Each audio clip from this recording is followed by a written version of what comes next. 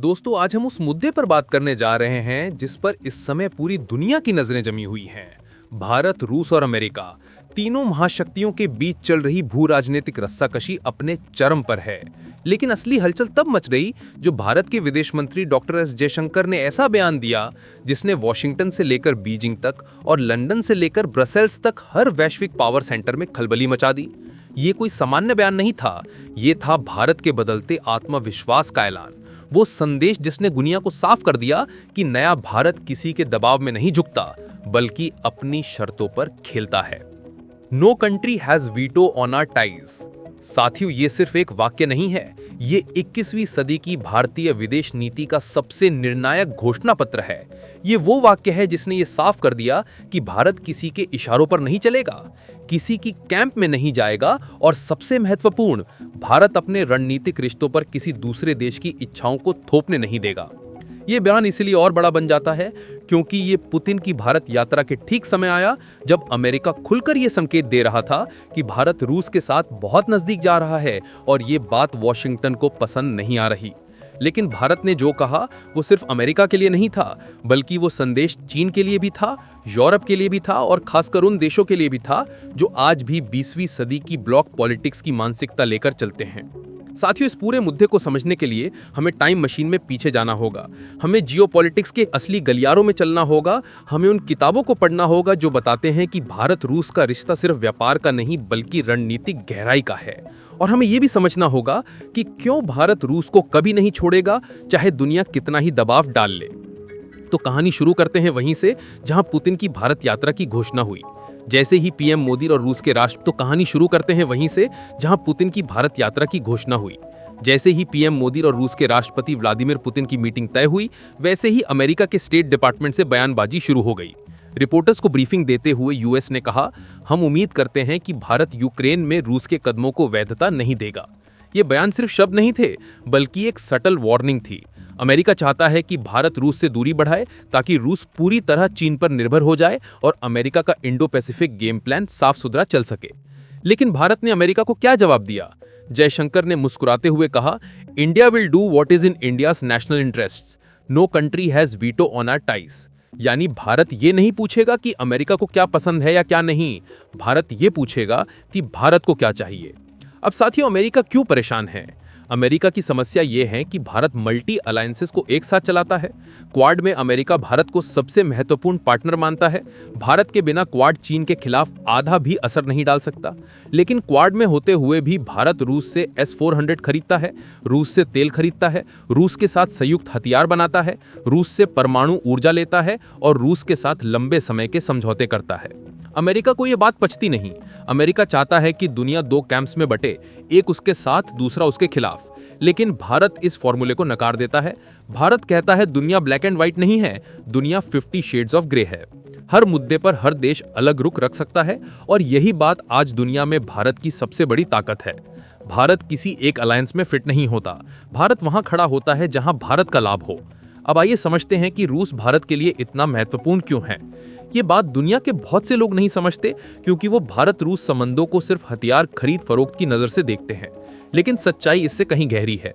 रूस वो देश है जिसने 1971 के युद्ध से लेकर आज तक भारत की रक्षा क्षमता को शेप किया है। परमाणु पनडुब्बी से लेकर क्रूज मिसाइल तक रूस ने भारत को वो टेक्निक दी जो दुनिया में कोई दूसरा देश भारत को देने को तैयार नहीं था। अमेरिका ने F-16 आज तक पाकिस्तान को दिया, लेकिन भारत को F-35 तक नहीं दिया। फ्रांस ने राफेल दिया, लेकिन परमानेंट टेक्नोलॉजी ट्रांसफर नहीं दिया। लेकिन रूस ने भारत के साथ ब्रह्मोस बनाई, दुनिया की सबसे तेज सुपरसोनिक क्रूज मिसाइल। रूस ने भारत को न्यूक्लियर पावर्ड सबमरीन लीज पर दी, जो सिर्फ फ्रेंड नहीं, स्ट्रेटेजिक सोलमेट को दी जाती है। रूस वो देश है जिसने सुरक्षा परिषद में भारत के लिए तीन बार वीटो किया। 1971 में बांग्लादेश की मुक्ति से पहले जब अमेरिका 7th फ्लीट भेज रहा था, रूस ने उस समय भारत के साथ खड़े होकर कहा, इंडिया इज नॉट अलोन। अब दोस्ती सिर्फ इतिहास का हिस्सा नहीं है। आज भारत रूस से जो तेल खरीद रहा है वो भारत की अर्थव्यवस्था के लिए गेम चेंजर है।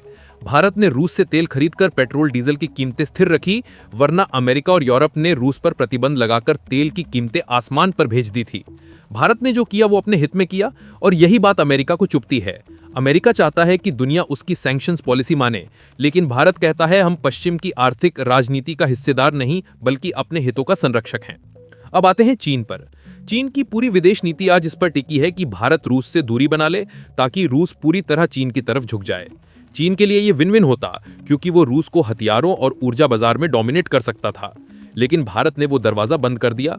भारत ने रूस के साथ अपने रिश्तों को और गहरा कर दिया ताकि रूस सिर्फ चीन पर निर्भर ना हो जाए। याद रखिए, इंडिया रूसिया संबंध चीन के लिए सबसे बड़ा रणनीतिक हेडेक बनते हैं क्योंकि भारत रूस को बैलेंस करता है और रूस भारत को टेक्नोलॉजी देता है जो चीन को नहीं मिलती।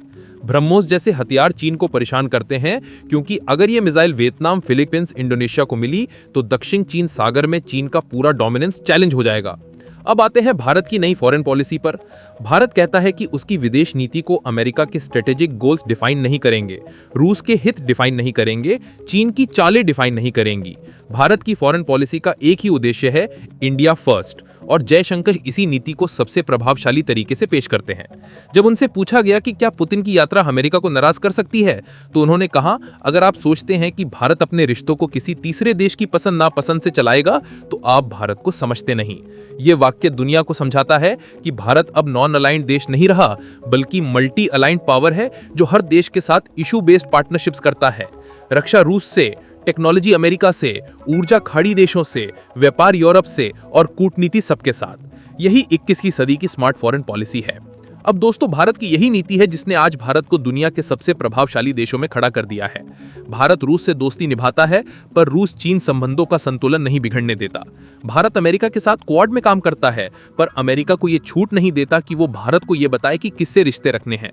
भारत यूरोप से व्यापार करता है, पर यूरोप की सैंक्शंस पॉलिसी का गुलाम नहीं बनता। और भारत दक्षिण एशिया में चीन की चालों को पहचानता है, पर चीन के खिलाफ किसी सैन्य गठबंधन में शामिल नहीं होता। यही इंडिपेंडेंट फॉरेन पॉलिसी है और यही वो पॉलिसी है जिसने भारत को इमर्जिंग सुपर पावर बना दिया है। दोस्तों, आज दुनिया दो तरह के देशों में बटी है, एक वो जो दबाव में झुक जाते हैं और एक वो जो दबाव में अपनी रीढ़ और सीधी कर लेते हैं। भारत उन देशों में आता है जिन्होंने दबाव में झुकने के बजाय अपनी रणनीति स्पष्ट की है। भारत ने कहा कि अगर रूस से दोस्ती हमारे हित में है तो हम वो रिश्ता बनाएंगे, अगर अमेरिका से टेक्नोलॉजी चाहिए तो हम वो भी लेंगे, अगर खाड़ी देशों से ऊर्जा हमारी आवश्यकता है तो हम उनके साथ भी संबंध मजबूत करेंगे।